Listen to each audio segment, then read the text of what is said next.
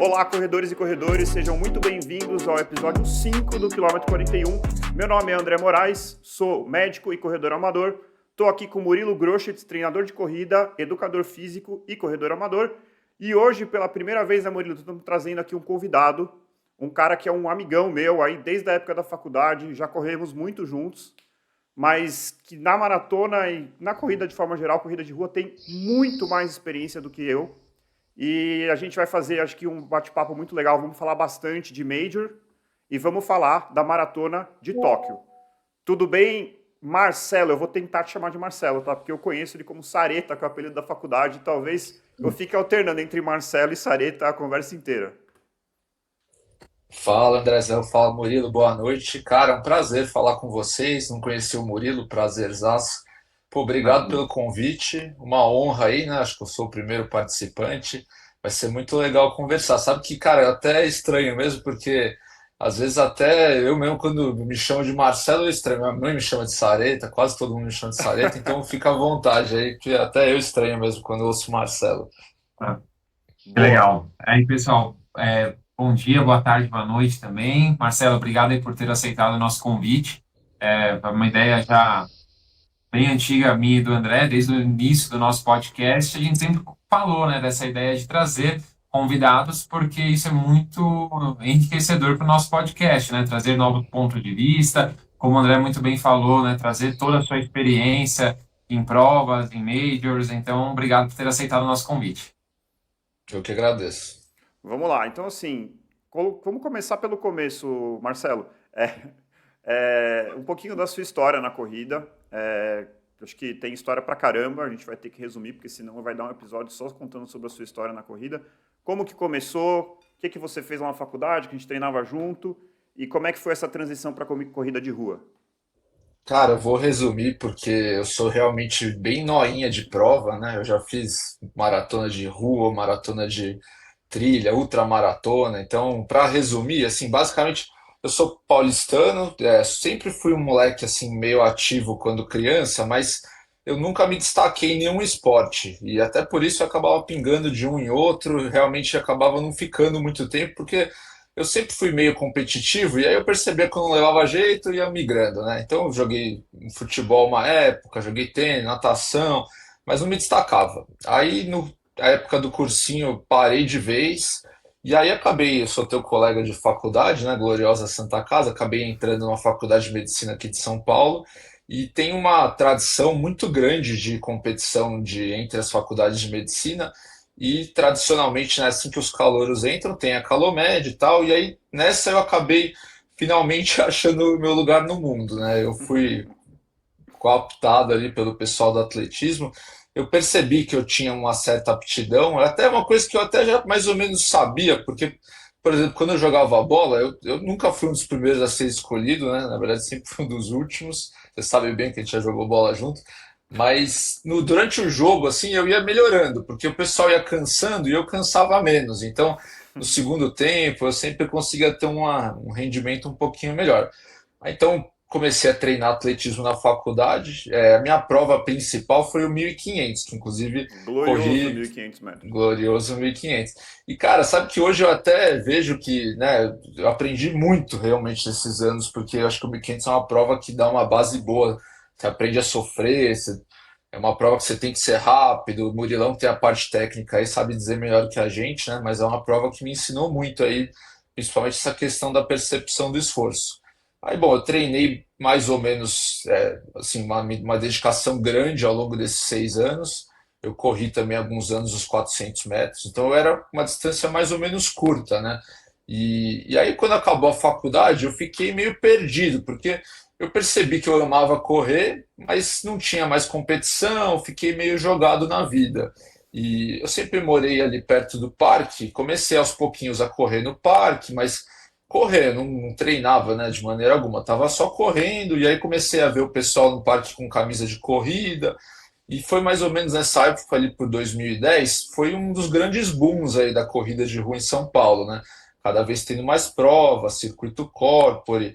E aí eu comecei a me empolgar, a gente até fez uma provinha, talvez você lembre daquela da Samsung, Lembro. que era foi um 10K, foi uma das primeiras provas que eu fiz. Aos pouquinhos fui pegando gosto, e aí em 2013, já na residência, eu botei um desafio assim, eu sempre fui meio doido de querer fazer uns desafios e botei na cabeça que eu queria tentar uma maratona. E aí em 2013, junto com outro amigo nosso, que é o Mário, fui correr a maratona de São Paulo, que é uma maratona que inclusive a gente está gravando um dia depois da Exato. maratona de São Paulo de 24, uma coincidência, né? E, cara, uma maratona muito sofrida. Eu não recomendo para ninguém o que eu fiz, porque eu estava na residência, não tinha tempo para treinar, não tinha conhecimento de longa distância, né? Meu preparo era para 1.500 metros, né? Então eu não tinha preparo nenhum, não tinha tanto tempo. Eu achava que a maratona não era tudo isso. Acabei me inscrevendo, treinei pouco. Meu treino mais longo, eu nunca me esqueço, foi uma meia maratona que eu me inscrevi. Então eu não cheguei a passar de 21 nenhuma vez. E foi uma doideira, não recomendo, né? Eu sou médico e fiz uma grande besteira, mas de qualquer forma acabei indo para maratona e claro que deu ruim, né? Não tinha como sair muito bem, mas me diverti muito. Eu corri, completei os 42, até os 30 e pouco eu ainda corri legal. Do 35 em diante eu me arrastei, eu sofri bastante, precisei deitar no chão com câimbra, foi bem sofrido. Mas quando cruzou a linha de chegada, eu falei, cara, isso aqui é espetacular. Eu quero fazer isso todo ano e, se puder, mais de uma vez por ano. Eu realmente virei uma chavinha e falei que tinha me encontrado, né? Depois de ter terminado o atletismo na faculdade, tinha me encontrado, queria fazer longas Aí você distâncias. vê, desculpa te Isso, interromper, mas aí você vê o perfil da pessoa que gosta de sofrer, né? O cara sai dos 1.500 metros, pra quem nunca correu, gente, já corri 1.500, já corri maratona, 1.500 é muito pior. Aí o cara Olha, corre uma maratona, escolhe a maratona de São Paulo, quebra, deita no chão, chega e fala, é isso que eu quero pra minha vida. cara, é no DNA exatamente dele, isso. Exato. ele curte sofrer.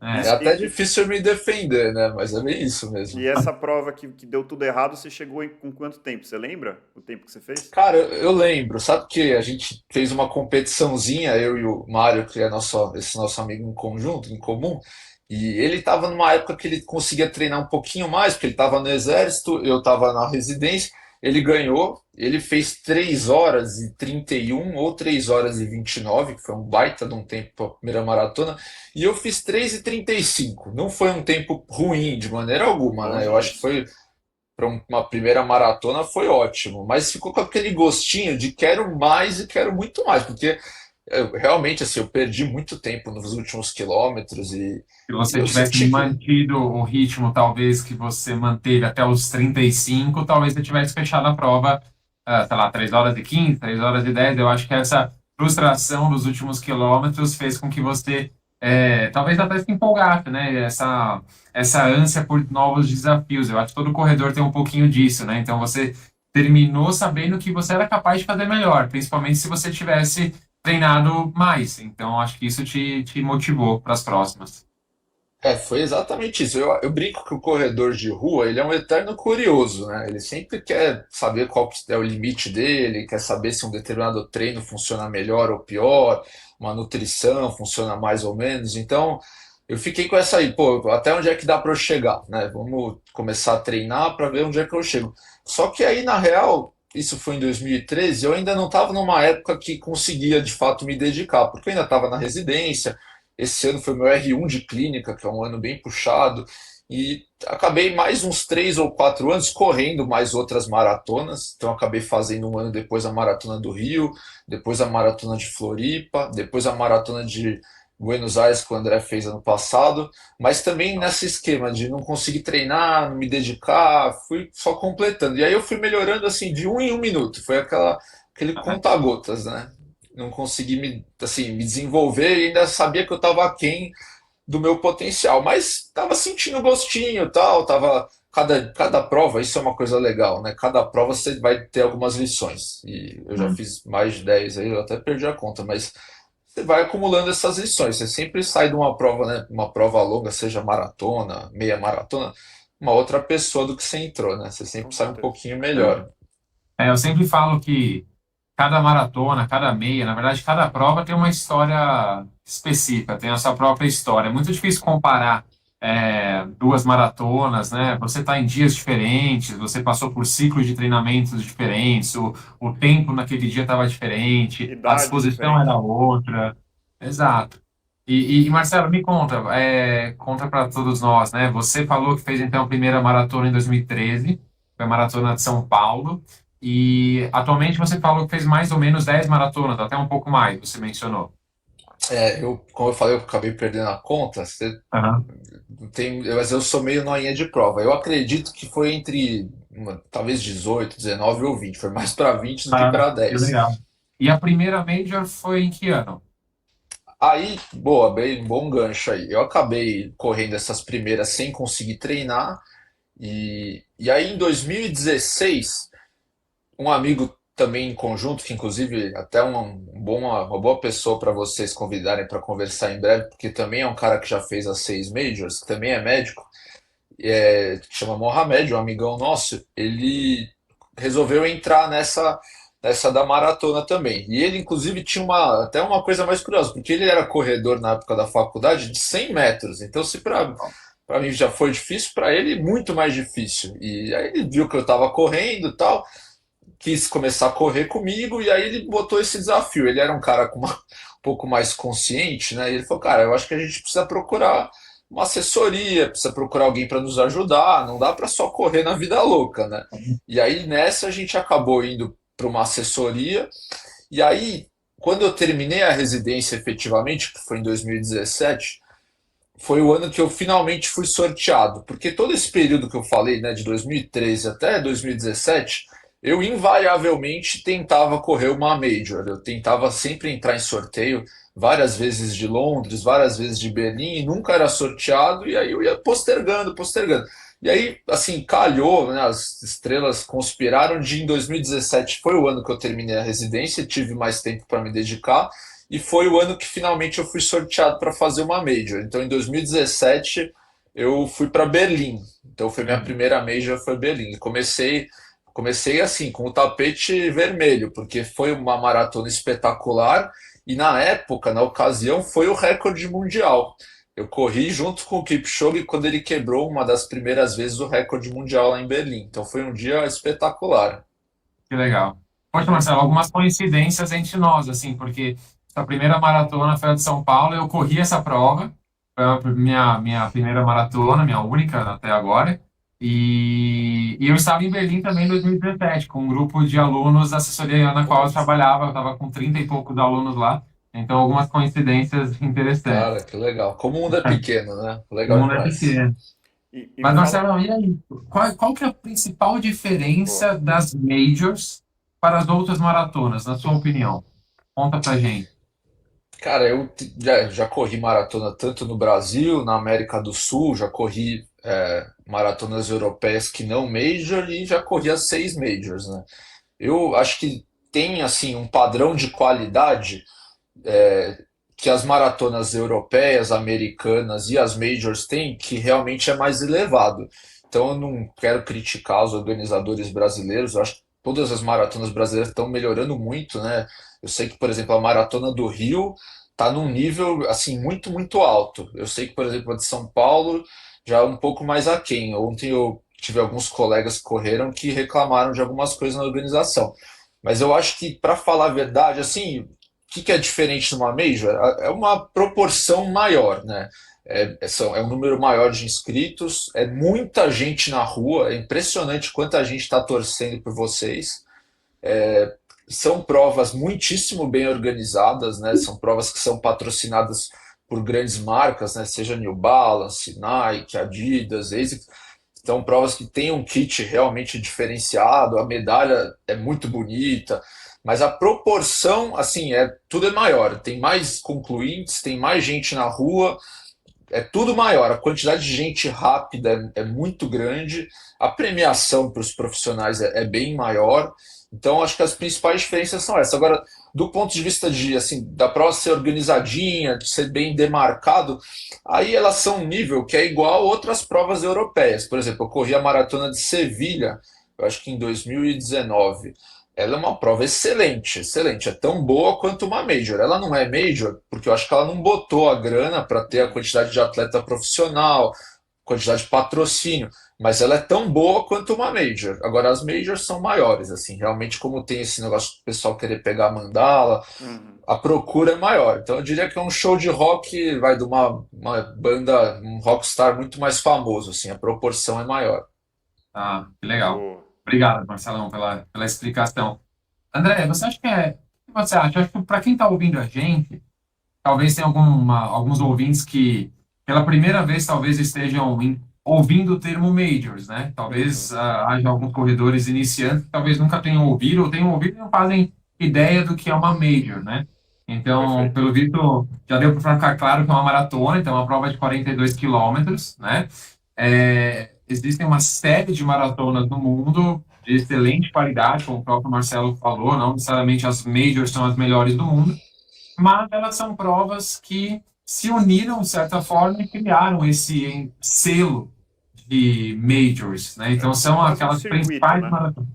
Um circuito, exatamente. Mas não quer dizer que necessariamente elas são as melhores, mas elas são as mais famosas porque possuem esse selo. Inclusive, se a gente entrar no site da Federação Internacional de Atletismo, há diferentes classificações, classificação bronze, prata, ouro, para provas no mundo de diferentes distâncias, 5, 10, meia maratona, maratona. E Exato. não só as majors possuem selo ouro, ou selo até tem o platina atualmente, há outras provas também. Mas essas 6 maratonas, que são então Chicago, Nova York, Berlim, Tóquio, Boston Boston, e tá, e estou esquecendo de Londres. uma. E Londres, obrigado, André. E Londres, elas se reuniram e criaram esse circuito, como o André muito bem falou.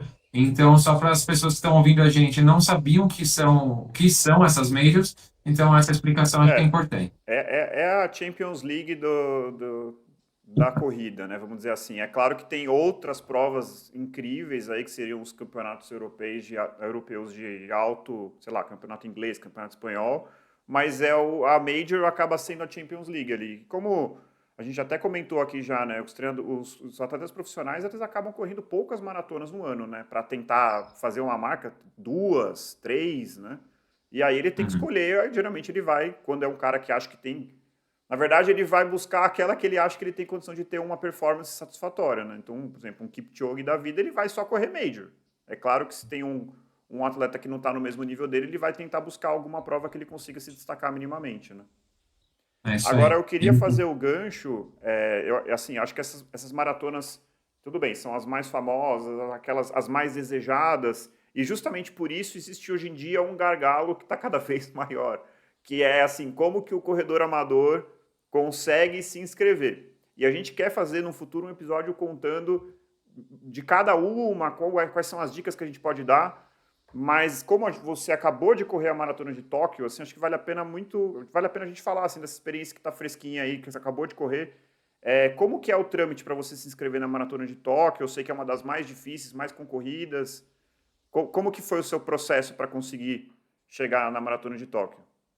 Cara, é bem isso mesmo, né? Acho que hoje em dia correr uma maratona é super difícil. Eu não quero tirar o mérito quem faz, que realmente é muita dedicação, mas eu acho que atualmente o mais difícil da Major é você conseguir se inscrever, né? Depois correr é a parte até mais fácil. E Tóquio, em especial, é uma das mais difíceis. Ela não é a maior, né? A maior é Berlim, desculpa, a maior é Nova Nova York, York, que são mais de 50 mil vagas. Mas Tóquio, o ano passado pelo menos foram 38 mil vagas, é uma maratona grande, mas fica numa cidade que tem 30 milhões de habitantes, e por ser uma das majors que é na Ásia, a única major na Ásia, tem uma população ali que tem muito interesse pela proximidade, a procura é muito grande, né? Então realmente é muito difícil. E aí eles têm que fazer um método de tentar mais ou menos contemplar tanto a população de Tóquio, a população do Japão, a população que vai tentar completar as 6 majors, os estrangeiros, os profissionais. Então, na verdade, tem vários métodos de você entrar. Se você morar em Tóquio, tem uma instituição lá que chama Tokyo One, que acaba tendo uma quantidade de vagas um pouco maior para quem é morador de Tóquio. Não é o nosso caso, óbvio, né? Os profissionais têm um tempo de corte que quem interessar, não basta ser profissional, não posso me julgar profissional, eles precisam ter feito um tempo corte, e os amadores têm um outro tempo corte, só que a maratona de Tóquio, ela é a mais exigente, né? Todas as maratonas major têm um tempo corte, né? Um critério de entrada que se você fizer esse tempo numa maratona que seja aferida, que seja internacional, você entra sem precisar entrar no sorteio, mas cada uma tem um tempo. Então, por exemplo, Chicago para homem é 3 horas. Depende da idade Nova também, né? York depende da Mas idade, assim, depende a do gente sexo e da tá idade. entre 35 e 39, que eu acho que é a minha etapa, é a minha faixa, e acho que é a sua também, né? Sim, por Seria volta de algo 3 como horas. 3 horas, que já é uma marca bem Que é respeitável, né? respeitável, respeitável. E Tóquio é mais difícil, né? Tóquio, eu até fui dar uma checada desse ano, né? Eu não sei como é que vai ser do ano que vem, mas o tempo do masculino era 2 horas e 32, então é um tempo praticamente um profissional, né? Isso para entrar sem sorteio, para você Sem se inscrever sorteio. lá e Eles você têm ter o a critério de inscrição a corredores tempo. rápidos, né? Eles colocam assim, corredores Exatamente. rápidos. Aí o corredor rápido depende o que é rápido para cada maratona. Então, Tóquio é 2 horas e 32, é isso? 2 horas e 32 masculino, 3 horas e 19 o feminino. O feminino até acho que é assim, um pouco mais factível, né? Mas o Sim. masculino eu acho que realmente Tempo é de muito puxado. profissional B, né? Como se fosse a série B É. do É, Campeonato subelite, Paulista. né? Eles chamam É, inclusive de semi-elite. Esse é É. o termo, semi-elite. sim. E aí tem o método que eu. Então, tem o sorteio para o mundo inteiro, que é super concorrido. Eu falo isso porque eu tentei 4 anos seguidos e nunca fui sorteado para Tóquio. Mas, por outro lado, eu conheço alguns amigos que já foram sorteados, mas o sorteio é bem concorrido. Mas tem um método que é o da caridade, que tem 5.000 vagas. Tem uma lista de instituições de caridade que eles designam lá no site, que você pode entrar em contato e oferecer uma quantia para entrar como caridade, e aí você consegue a vaga garantida. E aí tem um número fixo de instituições, tem um número fixo de vaga, e aí acaba virando meio que um leilão, assim, você acaba, quem doar mais vai ter a garantia. E aí eu acabei juntando esse ano uma boa galera daqui de São Paulo que tinha interesse de ir para Tóquio, a gente conseguiu se organizar, a gente acabou doando para uma instituição que chama Room for Read, que era a instituição que a gente descobriu que era mais barateira, e aí a gente acabou doando uma quantia. Um dos nossos amigos, ele inclusive trabalha na Netflix, e aí a Netflix Brasil até ajudou a gente, então vou mandar um salve para a Netflix, que eles dobraram a nossa doação. Mas só para o pessoal ter uma noção, correr Major é caro, né? A gente tem até um número É um aí, projeto de pessoal, vida, na verdade, né? é um Assim, projeto de vida. Mas a gente doou uma quantia que deu mais ou menos US$ 600. A Netflix dobrou isso, e aí a gente pagou a inscrição, que é uma parte mais barata, que foram US$ 160. Então, basicamente, você pode ser muito, muito rápido, você pode ser profissional, você pode doar para uma caridade, ou você pode entrar no sorteio e tem que dar bastante é, sorte. o sorteio tá ficando cada ano mais difícil, né? Assim, a primeira vez que eu tentei correr uma Major foi justamente para ano passado eu me inscrevi para tentar correr esse ano, eu me inscrevi para Chicago e para Berlim, não fui sorteado em nenhuma das duas, me inscrevi no sorteio, né? Sendo que eu acho que Chicago é o sorteio mais, dizem que é o mais fácil, né?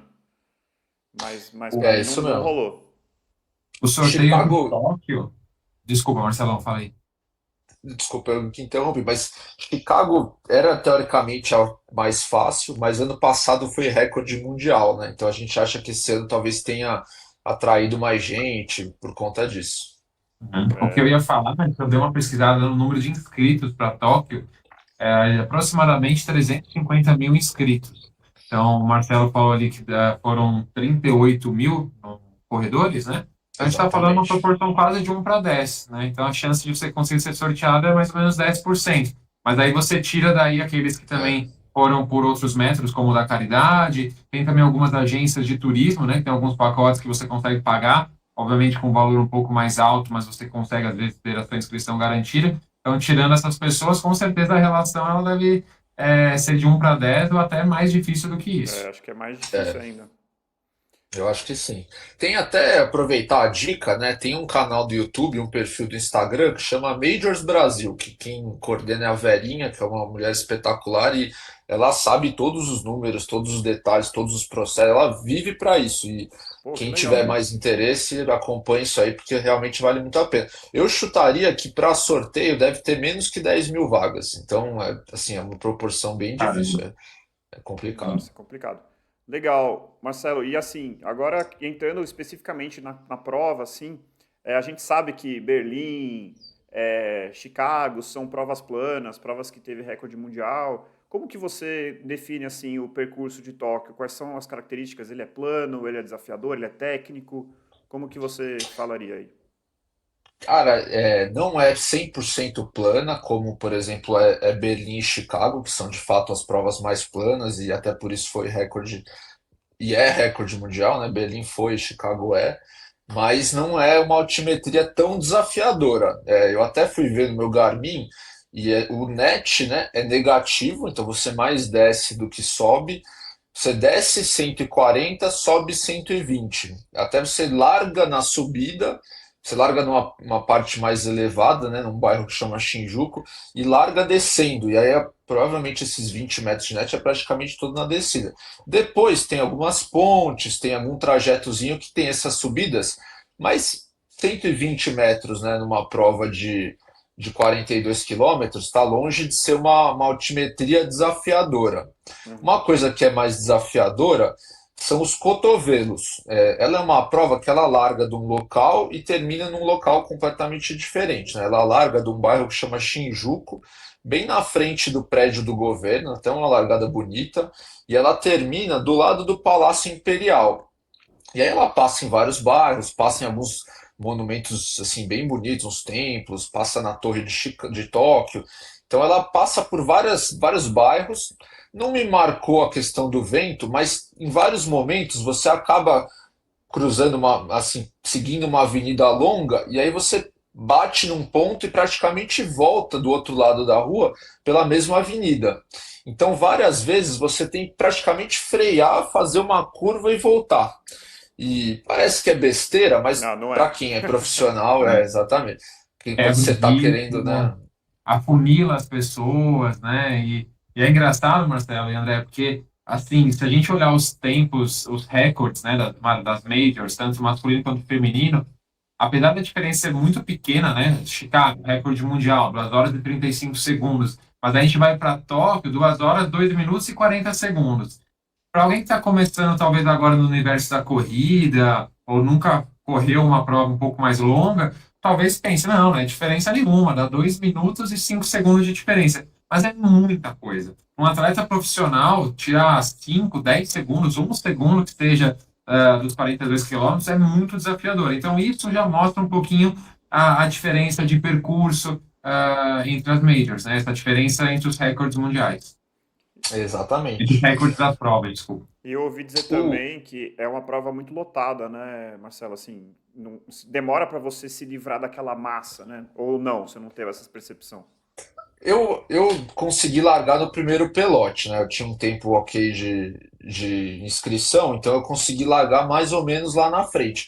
E aí eu consegui praticamente desde o primeiro quilômetro correr à vontade. Mas realmente tem muita gente, 38 mil, e realmente a largada ela não é super larga, não. A maior parte da prova as ruas são bem largas, mas na largada não é. Então eu acredito que para quem estava mais para trás, realmente até você conseguir correr no teu ritmo, conseguir desenvolver, não deve ser das mais simples, não. Apesar de que por começar de uma parte alta e descer, dá uma facilitada. É, mas isso é A enganação. maratona, né? Só para botar um É, contexto sobre esse negócio de, o net é negativo, ou seja, você mais desce do que sobe. Boston também é e é uma das mais temidas, né? com Esse certeza. sobe e Outro dia, desce, você fala, no final mais desce do que sobe. Só que o que importa é se você ficou assim a prova inteira, te quebra, né? né, É, com certeza. A- do ponto a- de vista técnico, a descida também é muito extenuante, né? E aumenta a Essa chance de você errar necessidade a de sua você. prova, né? Isso, Você pode se exatamente. empolgar na descida, daqui a pouco você quebrou, já era, não tem mais o que fazer. Nas É, descidas a gente tenta frear o movimento para a gente não cair, né? Então, esse recrutamento de fibras musculares em fase excêntrica desgasta demais a musculatura.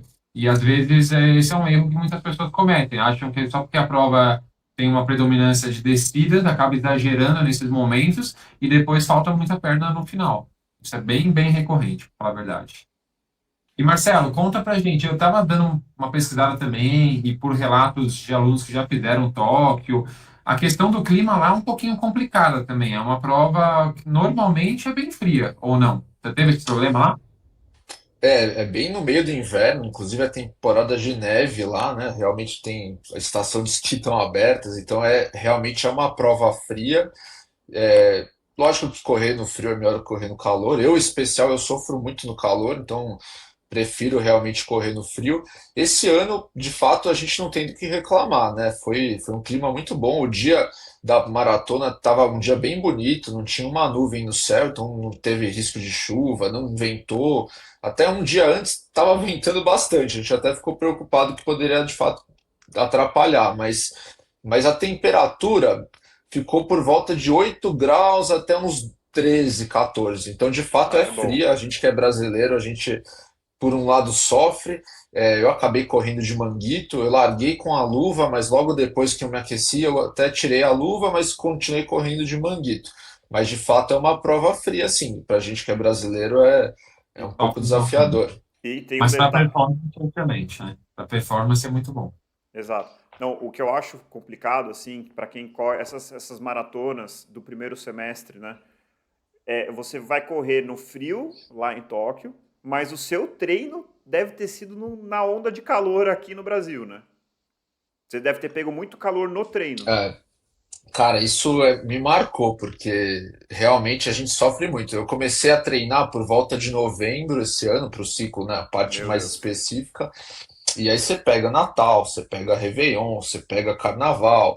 Esse ano, pô, eu sei que no Rio de Janeiro bateu 60 graus, né, e aqui Exato. em São Paulo várias vezes quase 30 graus, então a gente sofre muito, e eu sumo, transpiro muito, eu sofri bastante com isso. A gente cada vez foi antecipando mais o treino, acordava cada dia mais cedo para poder fugir do calor, mas essa época, eu vou te falar que a parte mais ingrata da maratona de Tóquio é o fato de ser a primeira, né? Porque passa mais ou menos um mês tem Boston, depois mais 2 semanas tem Londres.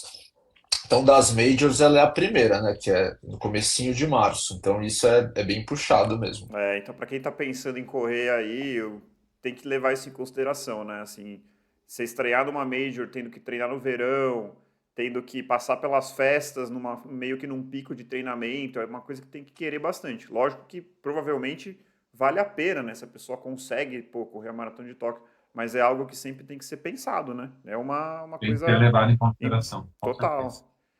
Outro ponto, Marcelo, a gente sabe que culturalmente é uma diferença gigantesca, né? Assim, imagino que você que já correu as 6 majors, queria saber o que que você sente de diferente assim do público japonês, aquela coisa mais contida. Se eu já ouvi relatos de que eles estão lá torcendo, mas que é uma torcida silenciosa. É isso mesmo? Cara, é espetacular. Realmente, isso foi o que mais me marcou. Eu acabei depois tirando férias, né? Fiquei 20 dias viajando pelo país. E é um povo muito educado. A gente realmente se sente realmente bárbaro, assim, né? Invadindo a ilha, porque é um povo muito diferente do brasileiro. Eles de fato são são mais calados, né? Eu acho que são mais contidos. E é bem o que você falou, né? O que me marcou muito, assim, a gente acaba andando muito de transporte público lá, seja metrô, seja trem. E às vezes você entra no metrô, no trem, no horário de pico, lotado. Eu nunca vi uma coisa tão cheia e você não ouve de fato um pio, assim. É impressionante. Ninguém encosta em ninguém, não tem problema nenhum, ninguém tromba ninguém, você não ouve nada, cada um no seu celular, fone de ouvido, eles são realmente um povo, estuda muito, né? Me marcou isso, Introspectivo. assim, muito introspectivo. E na torcida, de fato, também é isso. Tem bastante gente na rua, Eu acho que em alguns momentos você ouve mais barulho, às vezes ouve um pouco menos. Tá longe de ser, por exemplo, Nova York e Londres, né? Nova York e Londres elas ficam brigando para competir qual que vai ser a prova com o maior número de gente na rua torcendo, mais barulhenta. E com certeza Tóquio é a menos, porque eles fazem menos barulho, mas também fazem barulho. Também tem uma bandinha ou outra em algum local, também ajudam você, assim, ao longo da prova, se precisar, dão uma energia, mas de fato das seis, com certeza é a que menos tem essa vibração na rua, né? Entendi. E é engraçado que o público japonês, assim, até relativamente recentemente não sabia disso, mas eles têm uma certa tradição, assim, né, em corrida de longa distância. E tem muito japonês obcecado, assim, por corrida, e é uma coisa, uma cultura forte de corrida lá, né? Cara, é espetacular isso. Eu também já tinha ouvido essa história e me marcou. Eles têm uma questão lá muito forte dos revezamentos, né? Os Eikidans, que são corridas que às vezes são longas, mas várias pessoas correm. Tem uma tradição muito forte na escola, uma tradição universitária muito forte. E os profissionais são muito rápidos, assim. Eu fiquei impressionado porque eles têm uma premiação específica para atleta, né, de elite que ganhou, que geralmente é o queniano ou etíope, mas eles também premiam os primeiros japoneses. Ah, E legal. Tóquio também uma das provas que eles usam para escolher quem que vai correr a maratona olímpica pelo Japão. Então, assim, tem uma quantidade de corredor japonês para 2,5, 2,6, 2,8, 2,10 que é muito grande, assim. E a gente, por exemplo, tem um Danielzinho, que é um corredor brasileiro que tem 2 horas e 4, mas entre 2 horas e 4 e o próximo, que deve ter ali 2 horas e 11, 2 horas e 12, talvez seja o Paula de Paula, não tem ninguém. E eles não, assim, a quantidade de corredores é muito, muito grande. Isso realmente me marcou. Legal. Boa. Marcelo, como é o nome dos grupos de revezamento que você mencionou? É Ikidan.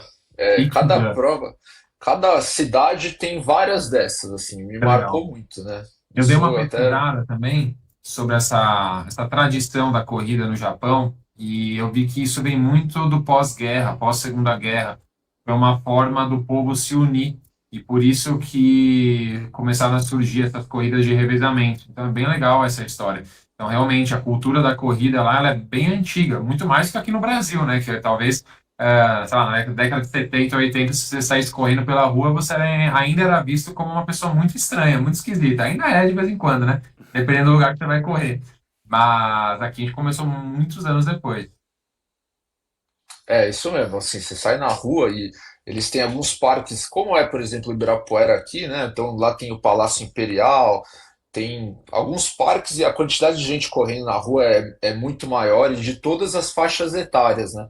Claro que aqui a gente também tem gente nova, tem gente idosa correndo, mas eu acho que uma quantidade, uma proporção bem menor, né? Lá, assim, é um esporte que é bem difundido mesmo, dá pra ver que a tradição deles é maior. É um povo assim, de uma certa maneira, mais saudável, eu sinto, assim, eles, apesar de que eles fumam bastante, né, mas eles são mais magros, eles se alimentam melhor, correm mais, fazem atividade física ao longo do dia, assim, né, não é, vamos para o trabalho, por exemplo, andando, né, que a gente não tem essa tradição aqui, então me marcou muito, assim, é um povo que é bem atlético. Boa. Legal, bacana. Puxa a próxima pergunta aí, Murilo. Então, Marcelo, a gente queria saber o que que faz, na sua opinião, assim, se você pudesse destacar um ponto ou alguns pontos que fazem de Tóquio ser uma major diferente das outras. O que que você destacaria? Ah, tem coisas pró e né, tem informações a favor e outras contra, né? Uma coisa que me marcou assim, a cidade é realmente espetacular. A cultura, né, japonesa é muito diferente da nossa e eu já tinha viajado para a Ásia antes. Eu sou fã de viajar para a Ásia porque eu acho que parece que você está realmente em outro planeta, né? Então o país, a cultura, o povo japonês me fascina e de fato ir para lá e você não vai só para correr a maratona, você acaba conhecendo a cidade, é uma coisa que me animou bastante. Se você quiser de fato completar 6 meses, você vai precisar ir para lá, né? Então, querendo ou não, é um pré-requisito. E a prova é muito bem organizada. A feira é muito legal, é uma feira grande, tem praticamente todas as grandes marcas, seja de relógio, de tênis, nutrição, a feira realmente é muito bem organizada. A prova é muito bonita, você acaba passando, né, várias vezes por monumentos que são legais. As fotos ficam bem legais, assim, porque realmente você passa por uns lugares muito bacana, termina bem na frente, né, do Palácio Imperial, então é uma chegada que marca, assim, realmente é bem impactante, né? Então, essa parte boa eu não tiro da prova, não. Realmente é uma baita de uma prova, uma experiência que eu tive que eu com certeza vou guardar para sempre. Por outro lado, a gente já conversou essa questão, né, de ter que treinar no verão, treinar no Natal, etc. E de fato a viagem eu achei muito cansativa, assim, eu acho que minha prova não foi péssima, fiquei feliz com o tempo que eu fiz, mas a viagem eu acabei optando por ir direto, né? Na verdade não tem voo direto, mas eu fui pelos Estados Unidos, fiz uma escala muito curta. Então nem saí do aeroporto, eu fui São Paulo, Dallas, Dallas, Tóquio. Deu mais ou menos 28 horas entre voo e escala, Meu e é Deus. bem cansativo, é bem cansativo. E a questão do fuso também é bem complicada, né? Eu acabei chegando na quinta-feira e a corrida foi no domingo. E, assim, eu sofri bastante com a questão do sono, né? Tem as 12 horas do fuso e tem aquela história de que você precisa pelo menos de um dia por hora para se adaptar, né, adequadamente com a questão do fuso.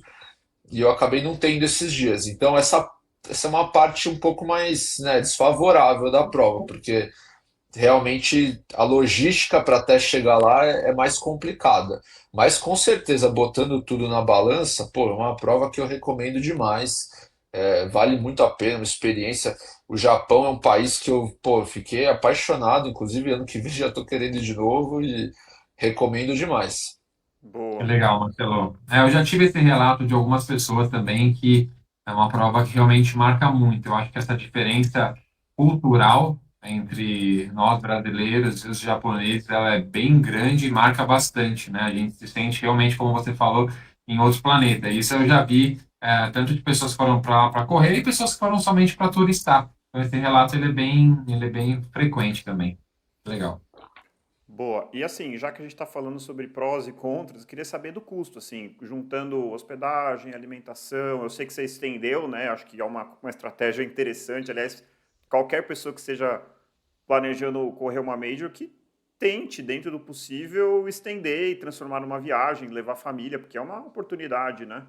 Mas assim, como que você achou do custo? Achou acima da média, abaixo da média? Como é que foi? Pô, eu esperava pior, para falar a verdade, eu fiquei satisfeito, assim, eu me surpreendi. Eu acabei indo, né, direto e fui de classe econômica, que também dá uma cansada a mais, mas pensando nos prós e contras, a passagem em geral foi por volta de 5 mil. E já me surpreendi, porque foi uma passagem praticamente mais barata do que hoje ir para a Europa, né? Então não foi um custo absurdo. A inscrição na prova foi esse esquema de doação, então foi mais 3 mil da doação, US$ 160 da inscrição em si. Com relação à hospedagem e comida, assim, é complicado falar porque, né, é uma cidade gigantesca e o Tem de céu é o tudo, né? limite, você pode, exatamente. Mas eu fiquei bem surpreendido, assim, porque de fato eu achei que ia ser muito mais caro. Acabou que, assim, a economia japonesa está uma certa estagnação e a moeda deles tem desvalorizado em relação É, ao eu ouvi real nos falar isso. últimos anos. Então as coisas estavam realmente muito mais baratas do que eu imaginava. Então, por exemplo, eu comparava uma coisa que eu queria comprar nos Estados Unidos, estava mais barato no Japão. Lá tem uma questão de todo turista, tem o tax free, então você tem 10% no desconto de roupa, de eletrônico, de calçados, etc. Então, por exemplo, coisas eletrônicas, roupa, estão mais baratas do que comprar, muito mais barato comprar no Brasil, mas também mais baratas do que comprar nos Estados Unidos. Hospedagem, como eu falei, né, o céu é o limite, mas eu paguei na média de hospedagem por volta de uns R$ 500 a diária. Tem um detalhe assim, os quartos lá, as acomodações são menores, né? A gente está acostumado às vezes, né, viajar para os Estados Unidos, eu acho o quarto gigantesco. No Japão as coisas são menores, realmente é uma população grande para um país que é uma ilha pequena, então eles estão acostumados a viver mais amontoados, né? Mas mais ou menos na média de hospedagem dava por volta disso, uns R$ 500 até 1.000 no máximo. Entendi. Então E você acha aí, que comparado com Nova York, talvez, porque Nova York é caro pra caramba também. Você acha que elas por elas Nova- talvez até mais barato? eu acho que mais barato. Nova York, Chicago. Chicago é uma que em especial é cara, é uma cidade cara, a hospedagem é cara. Eu achei Tóquio, assim, surpreendentemente mais barato do que eu imaginava. Eu não sabia, assim, eu gosto de comer, mas eu não tinha noção que Tóquio, que o Japão, na verdade, é o país com a maior quantidade de estrelas Michelin do mundo. Então, uma quantidade de restaurantes top, muito grande. Você anda na rua e encontra um restaurante Michelin. Praticamente você acha que é um boteco, mas você entra, realmente o restaurante é espetacular. E comparando assim, mesmo esses restaurantes top, eu vou chutar assim que um restaurante Michelin aqui no Brasil seria 2 a 3 vezes mais caro do que lá. Lá a gente comeu, por exemplo, restaurante de estrela Michelin por volta de R$ 400 a R$ 500. E aqui seria com certeza mais caro do que isso, nos Estados Unidos mais caro ainda. Caramba, me surpreendeu muito saber disso, porque eu sempre achei que fosse muito mais É, caro viajar para o Japão. espetacular. Nada como trazer a experiência, né, de quem acabou de ir, ver essa questão da desvalorização do ien. Eu confesso que eu não sabia. Eu vi recentemente comentando que o real tá dando uma valorizada em relação à moeda deles. É, tem uma coisa curiosa, né? Lá eles têm, assim, apesar de ser um país mega tecnológico e, bom, super evoluído, mas eles usam muito dinheiro em espécie, assim. Isso é uma coisa que acaba incomodando. A gente tem que sacar dinheiro, tem que andar com dinheiro na carteira. Até tem uma certa aceitação, assim, de cartão internacional, né? Eu até levei um cartão da Wise, mas, para falar a verdade, ele é mais ou menos 50% das vezes aceito, né? Muitas vezes você precisa acabar tendo dinheiro em espécime mesmo. E um outro detalhe, assim, curioso, entrando nessa parte de turismo, é um povo super inteligente, super educado, super gentil, mas que fala muito pouco inglês. Isso me marcou também. Eles são gentis, eles tentam te ajudar ao máximo e a gente sempre consegue, né, dar um jeitinho de se comunicar de alguma forma, seja um Google Translator, seja na mímica, Uhum. mas pouca gente fala inglês e quem fala, fala mal também. Então, isso é uma coisa que me impressionou. É, a gente não Olha, pode falar nada, porque o Brasil é assim também, né? Acho que, em É. termos assim, pensando no nosso país, acho que a fluência de inglês é baixa. Bom, cara, se dependesse de mim, eu ficava conversando 3 horas. Eu já deixo aqui, queria primeiro agradecer aí a participação do Marcelo, que é um grande amigo, e para mim também é uma inspiração. É, e eu já queria deixar o convite para próximas, porque assim, essa experiência você vê em 50 minutos o quanto de experiência que a gente trouxe aqui, eu acho que isso é incrível. Para finalizar, eu queria saber assim, você tinha um tempo-alvo? Você conseguiu? Como é que foi a parte da prova, a parte competitiva? Só para a gente finalizar mesmo. Cara, a gente sempre tem um alvo e como teve essas questões que eu falei no Natal e Réveillon, eu não estava de fato na melhor forma física, mas mesmo assim você vai ao longo do ciclo, né, se alinhando e eu queria tentar pegar o índice para Berlim para o ano que vem. Eu não seria o meu RP, mas eu queria tentar bater 2 horas e 45. E eu até acho que treinei mais ou menos compatível com isso, mas uma coisa que esse ciclo eu vacilei foi questão de tempo, trabalho, eu fortaleci muito pouco. Eu acho que foi o ciclo que eu menos malhei. E aí faltou perna, principalmente do 35 para frente. Até o 35 eu acho que eu ainda estava na meta, mas aí nos últimos quilômetros eu acabei dando uma quebradinha e aí também quando eu percebi que já não ia rolar o tempo que eu queria, eu dei uma resolvi curtir a prova. No final eu fechei para 2 horas e 52 e estou super satisfeito assim, porque é um tempo que no começo quando eu comecei a correr, eu falei para vocês eu tinha feito 3 horas e 35, eu nunca imaginei que fosse correr esse tempo, né? vai Então dar hoje em dia eu tempo. estou mais que satisfeito. Bom demais, cara. Parabéns. Que legal. Quer falar Pô, alguma eu coisa? que agradeço. Cara, Não, eu só queria falar que acho agradecer. que. Não, desculpa. Manda aí.